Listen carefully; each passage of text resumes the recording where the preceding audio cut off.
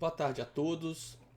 Essa é a primeira aula de nematódios.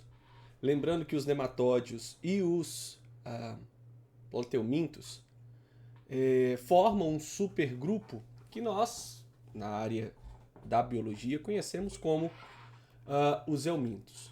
E o primeiro deles, e de certa forma, e eu vou tomar o cuidado com a palavra de certa forma, o mais abundante é o Ascaris lumbricoides, causador da tão conhecida como ascaridíase, ou lombriga intestinal, ou simplesmente lombriga, ou bicha.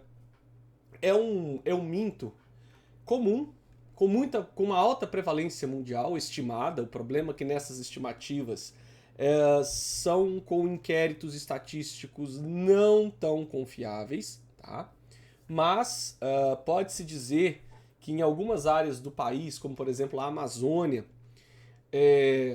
a prevalência e a incidência de ascaridíase seja maior do que no Sudeste, no Sul, e uma questão sanitária, né, uma questão higiênica é a mais importante ou a determinante para a perpetuação desse parasito na população, tá?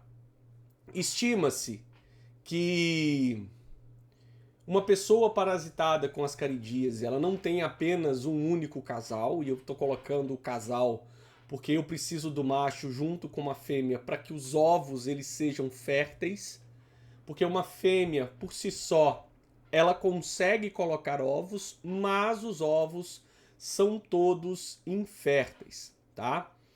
Os vermes adultos em indivíduos saudáveis, então nós estamos falando de uma questão nutricional. No caso, a fêmea ela tem de 30 a 40 centímetros e os machos de 15 a 20 centímetros.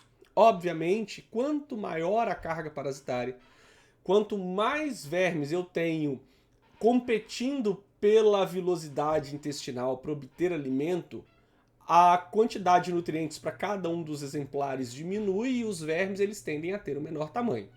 Mas é uma regra que no caso dos plateumintos, as fêmeas elas sejam maiores do que os machos, isso porque o útero desses vermes é muito grande, ele é muito extenso. E também se dá o fato de que os nematódios, de uma forma geral, têm uma postura de um número considerado de ovos. No caso da ascaridíase, esse número pode chegar a 200 mil ovos dia. Tá? Então, essa é uma estimativa antiga, então não se tem mais estudos, inquéritos amostrais em populações ano a ano ou periodicamente. Essa doença não é uma doença notificada, então ela não é uma doença de notificação compulsória. Esse é o fato que ajuda, né, a prevalência da ascaridíase ser subestimada e ser superestimada ou subestimada, ou seja, não se sabe se os casos eles são para mais ou se os casos eles são para menos, tá? Obviamente que no Brasil, ali no final da década de 80, no começo da década de 90, a incidência naquela época era muito maior do que os dias de hoje, por melhoria das condições sanitárias, e mesmo que essas melhorias elas ainda estejam ruins, muito se avançou, tá? O interessante é que nos vermes, né, tanto plateumintos quanto nemateumintos, o diagnóstico direto ele é feito pela morfologia dos ovos. Então, quando eu gravar para vocês a aula de tricuríase, vocês vão perceber que o ovo de tricúris ele tem esses dois poros para a saída do verme. O necator e o ancilóstoma, um ovo mais arredondado, pouco delgado. O ovo de enteróbios em formato de D, ao contrário. E o ovo de Ascaris, que tem 3 membranas, e a terceira delas é uma membrana proteica de mucopolissacarídeos, mamilonada, tá? Então, o ovo de Ascaris, ele gruda muito bem em superfície. O ovo de Ascaris, ele perpetua-se muito tempo na natureza. E é importante notar que o ovo de Ascaris, ele só tem a terceira membrana se ele for posto pela fêmea. Ou seja, se ele passar pelo canal vaginal da fêmea na postura de ovos. Porque quando se extrai ovos de Ascaris de úteros de fêmeas, o ovo ele só tem duas membranas, ele não tem a membrana mamilonada, certo? Então, quando pensamos na pesquisa direta do parasito, a morfologia do ovo é que dá o diagnóstico. E esses são ovos muito grandes, assim, aumento de 10 vezes. Um microscopista que sabe identificar essas formas, ele consegue ver muito bem, ok? Bom, e do ovo eu tenho uma massa embrionária, tá? Isso aqui no caso de alguns vermes, mas não todos os vermes, tá? Então, essa explicação aqui ela é no consenso geral, tá? Então, o ovo ele pode ter uma massa embrionária viável, fértil, e dentro do ovo eu tenho a formação de uma larva de primeiro estágio, larva L1. No caso da ascaridíase, tá? No caso da ascaridíase, a muda da larva acontece dentro do ovo, tá? Algumas verminoses, como a ancilostomíase, em uma parte do ciclo da ancilostomíase, e no caso da estrongiloidíase, tá? A muda pode acontecer no solo, mas aqui, enquanto ascaridíase, dentro do ovo, a massa embrionária forma uma larva de primeiro estágio. Ainda no ovo, eu tenho a formação de uma segunda larva, ou seja, larva de segundo estágio. E ainda no ovo, a larva de terceiro estágio, que é a larva infectante. A diferença da larva de primeiro, segundo e terceiro é porque a larva de primeiro e segundo ela é chamada de larva rabditoide, ou seja, o trato digestório dessa larva ele é ondulado. A larva de terceiro estágio, o trato digestivo ele é retilíneo. Então, quando o indivíduo se infecta pelo ovo de Ascaris, ele se infecta pelo ovo contendo a larva L3 infectante, ou seja, ela é que tem a probabilidade e a possibilidade de desenvolver doença. As L1 e L2, mesmo que tenha essa larva no ovo, elas não irão prosperar a infecção. Muito bem. No organismo do indivíduo, para ascaridíase, a larva L3 se transforma em L4, L4 em adultos, macho e fêmea. O macho de Ascaris, ou macho de alguns outros vermes, de alguns helmintos, tem o terço inferior mais enovelado, dobrado em relação à fêmea, ok? Então, aqui está o ovo, tá? Não vai dar para vocês observarem, mas existe uma massa embrionária aqui no ovo e a terceira membrana, que é a membrana mamilonada. Então, isso aqui é um ovo posto por essa fêmea que tem a parte anterior e a parte posterior. Como que você sabe? Porque a parte posterior ela é mais espessa, ela é mais grossa em relação à parte ventral. E ela é menos dobrada. O macho ele é mais enovelado no terço inferior, né, na porção ventral. E aqui eu tenho uma larva L3 infectante, que é a larva filarioide, porque o trato intestinal ele é retilíneo, como vocês estão vendo aqui dentro. E essa é a larva que sai do ovo. Tá? Então, lembrando, dentro do ovo, a massa embrionária forma a larva de primeiro e de segundo estágio e também de terceiro, sendo que a de terceiro é que tem a capacidade de gerar infecção. E eu vou fazer essa explicação. Sugiro que vocês, depois da explicação, pausem o vídeo e façam as devidas anotações. Pelo seguinte motivo. O indivíduo, quando vive em uma região onde ele não dá o destino adequado às suas fezes, e esse indivíduo ele é contaminado, ele está contaminado, ele libera no ambiente os ovos de Ascaris. Parte desses ovos, então uma fêmea consegue ter a postura de 200 mil ovos dia. Então um indivíduo com múltiplas fêmeas consegue colocar milhões de ovos dia. Boa parte desses ovos, eles são inférteis, e a característica do ovo infértil é que ele não é redondinho, ele não é arredondado, ele é delgado, tá? Mas os ovos férteis, que são arredondados, dentro, a massa embrionária dará origem à larva de primeiro, de segundo e de terceiro estágio, que é a larva infectante. Esse indivíduo contamina-se com o ovo contendo a larva L3, por meio da água contaminada, de alimentos contaminados, e esse indivíduo engole o alimento contendo esses ovos.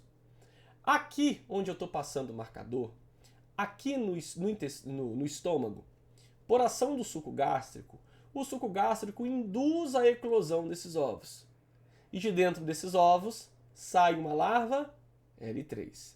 A larva L3 sobrevive à ação do suco gástrico, entra no intestino delgado e perfura o intestino, caindo na corrente sanguínea.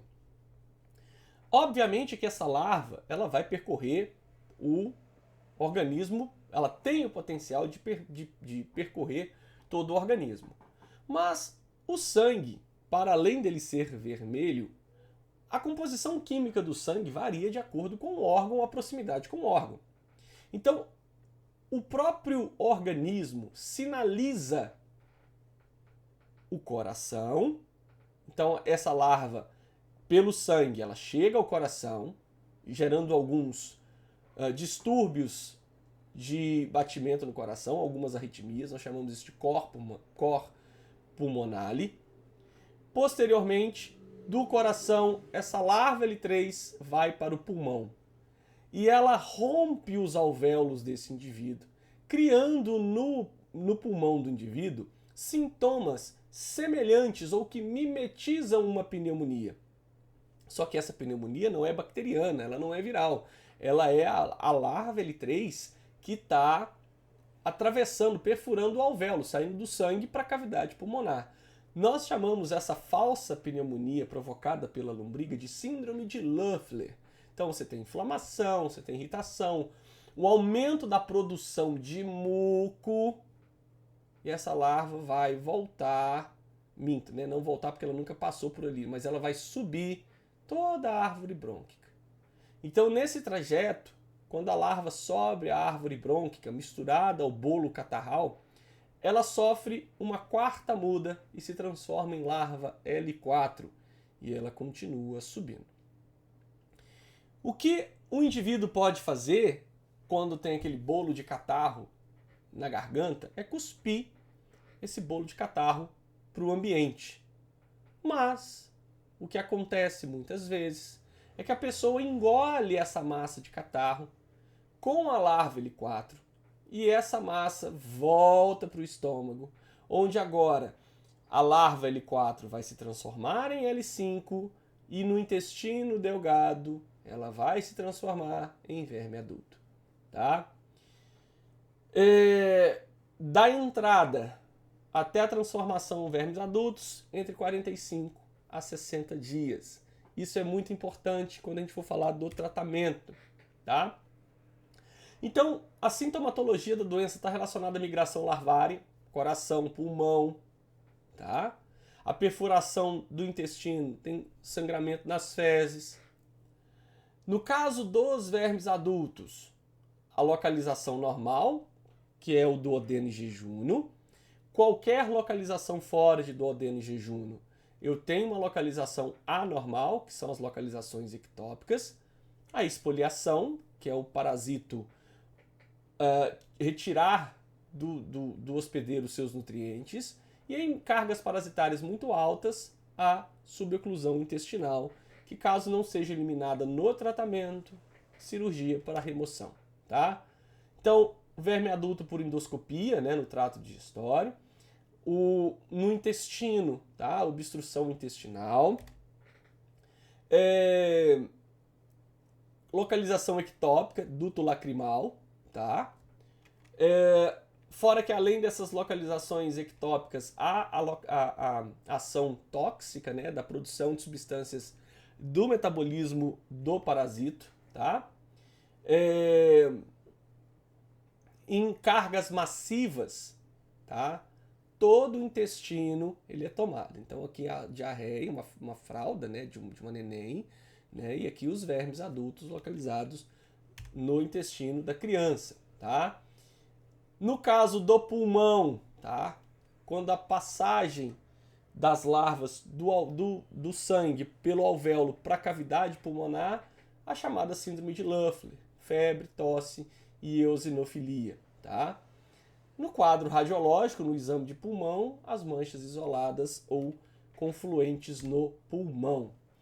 Uma pessoa portadora de ascaridíase, ela geralmente é assintomática, mas quando desenvolve sintomas, são cólicas, náuseas, perda de apetite, de peso, coceira no nariz, irritabilidade, sono intranquilo, que é o ranger de dentes, o bruxismo, tá? Provocado pela ação dessas larvas que estão subindo do pulmão para a árvore brônquica e continuando até o nariz, né? Por isso essa coceira no nariz. E as complicações dadas pela localização ectópica, tá? Pela alta carga parasitária, exame parasitológico direto, tá? Pesquisa de ovos. Técnica usada é a técnica de sedimentação, tá? Que é a técnica de HPJ, Hoffman, Pons e Janner, tá? Que é extremamente eficaz. O método de Kato-Katz, que é utilizado para esquistossomose, mas aqui para ascaridíase, porque além dele dizer que você tem ascaris, ele consegue quantificar os ovos, tá? E no escarro, no bolo catarral ou no aspirado de estômago, pode conter larvas. Esse método não é muito usual porque a técnica parasitológica ela é muito eficaz, tá? Então, o diagnóstico básico é o exame parasitológico de fezes. Com menos de 5.000 ovos por grama de fezes, a infecção leve, até mais de 10.000 ovos, infecção intensa. Mas isso não está relacionado à sintomatologia. A sintomatologia de uma doença parasitária está muito mais relacionada ao aspecto nutricional do parasito. Já é muito conhecido na literatura que casos em que a pessoa ela tem poucos ovos, poucos vermes, ela tem uma nutrição severa, enquanto pessoas com muitos ovos não têm uma infecção severa. E os métodos imunobiológicos, mas ELISA, sorologia RIF, mas aqui não são muito utilizados graças à eficácia dos parasitológicos de fezes, tá? Medidas de controle, tá? Instalação sanitária, água, esgoto, higienização das mãos, tá? Lavagem cuidadosa de frutas e legumes, proteção de alimentos contra poeira, inseto e outros animais vetores mecânicos que pousam nas fezes e pousam no alimento, tá? Então, controle é a educação sanitária, tá? O tratamento albendazol, mebendazol, levamisol, tá? É interessante que o albendazol é um medicamento dose única, maravilhoso. E lembrem-se, tá? De que é sempre prudente 15 a 30 dias depois fazer um novo tratamento.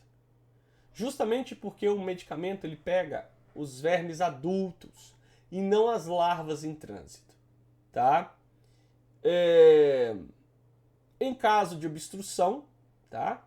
A piperazina, mais óleo mineral, justamente para que aquele bolo que agora desgrudou da parede intestinal possa, com óleo mineral, ser liberado com o bolo fecal, tá?